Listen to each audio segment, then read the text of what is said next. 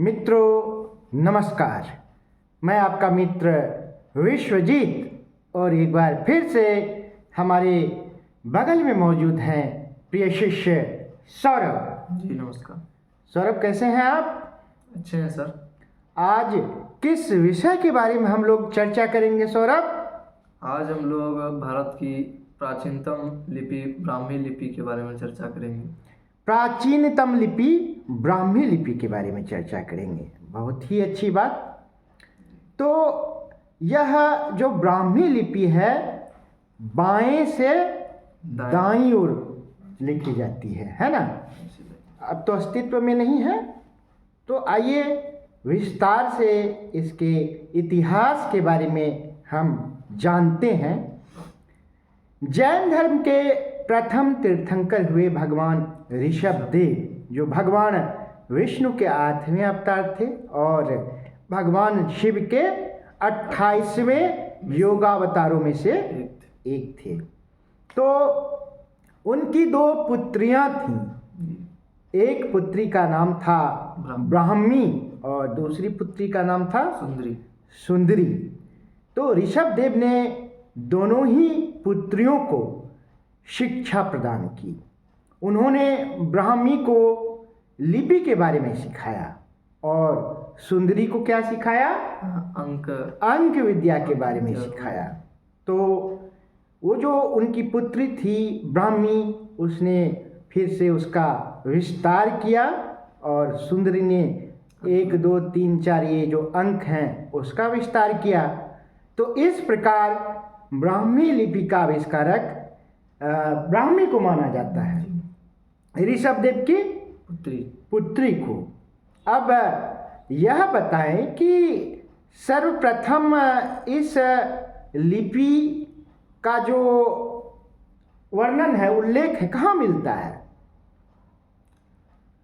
सर्वप्रथम इस लिपि का उल्लेख लगभग उसका टाइम जो है 6ठी शताब्दी। ऐसे इसका जो विकास माना गया है 6ठी शताब्दी ईसा पूर्व में माना गया है, अर्थात भगवान बुद्ध के काल में।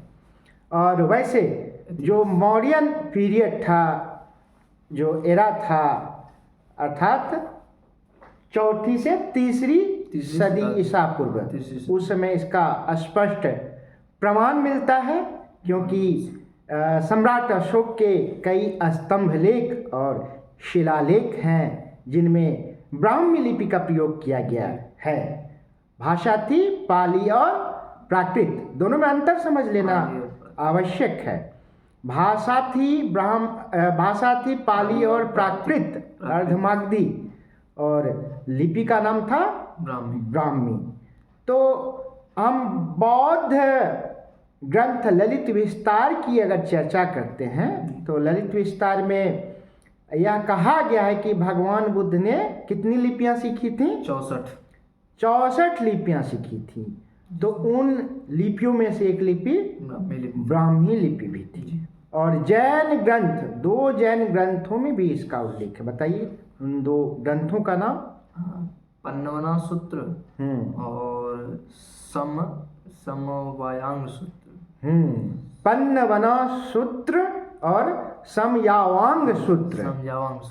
इनमें 18 लिपियों की चर्चा है, जिनमें एक बम्भी लिपि, वो अपनी भाषा में बम्भी कहते हैं। ब्राह्मी तो ये संस्कृत शब्द हो गया। तो बम्भी लिपि का उल्लेख है।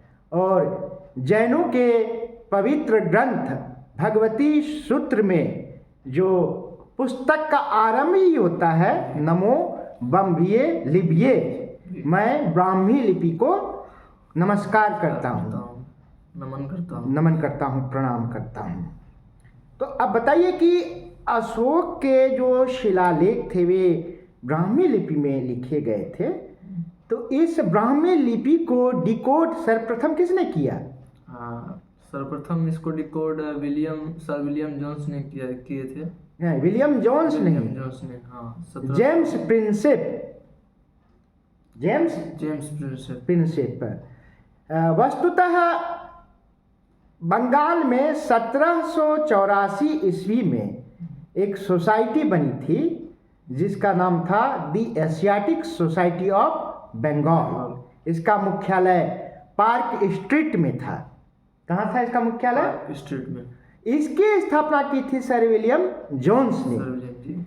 विलियम जोन्स ऑक्सफोर्ड यूनिवर्सिटी के विद्वान थे। वे यहाँ आए थे, सुप्रीम कोर्ट के जज भी थे शायद। तो उनका यहाँ पर आगमन हुआ तो उन्होंने ओरिएंटल स्टडीज में, अर्थात जो पौरस्त्य अनुसंधान है उसमें उनकी जिज्ञासा थी। वे सोचते थे कि जो एशिया, खास करके जो पूर्वी एशिया है, वहाँ की सभ्यता, संस्कृति, भाषा, लिटरेचर, है ना, इतिहास वगैरह की जानकारी बटोरें, है ना। तो इसी अपनी उत्कंठा को लिए हुए उन्होंने इस सोसाइटी की स्थापना कब की थी? 1784 में। 1784 ईस्वी में की थी। 1784 ईस्वी में की थी। और इसी सोसाइटी से जुड़े हुए थे जेम्स प्रिंसेप। 1837 में आए थे। हाँ, पहले ही आए थे, 1832-33 से शायद जुड़ गए थे। वो इसके सेक्रेटरी भी थे और वो एक जर्नल प्रकाशित होता था, वे उसके फाउंडिंग एडिटर थे। अच्छा सौरभ, हमें यह बतलाएं आप कि उनकी जो रुचि थी जेम्स प्रिंसेप की, किन चीज़ों में थी? 3 चीज़ों में विशेष रूप से। न्यूमिस्टेटिक्स और मेटले। अच्छा, कोई बात नहीं, मैं बता देता हूँ। न्यूमिस्मैटिक्स जी, न्यूमिस्मेटिक्स सिक्का विज्ञान, मेटलर्जी धातु विज्ञान, धातु क्रिया, है ना जी, धातु विज्ञान। धातु क्रिया अर्थात वो जो जमशेदपुर में जो कारखाना है ना, मेटलर्जी है वो, ठीक ना।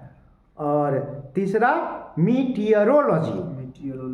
मीटियोर मतलब होता है उल्का पिंड, है ना। मीटियोर मतलब उल्का पिंड। तो मीटियोरोलॉजी मतलब मौसम विज्ञान। तो इन 3 चीज़ों में उनकी गहरी रुचि थी। वे एक फिलोलॉजिस्ट भी थे। फिलोलॉजिस्ट का अर्थ होता है भाषा विज्ञानी, जिनकी भाषा में काफ़ी रुचि होती है ना। तो पहले उन्होंने सिक्कों पर ही ज़्यादातर अनुसंधान किया। बनारस गए थे सर्वप्रथम।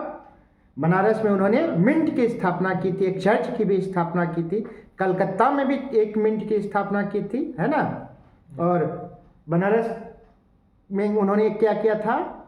मिंट की स्थापना। एक खास चीज, बनारस का प्रथम एक्यूरेट मैप बनाया था। अच्छा, हाँ, 1832 में। हाँ, तो मैप बनाया था।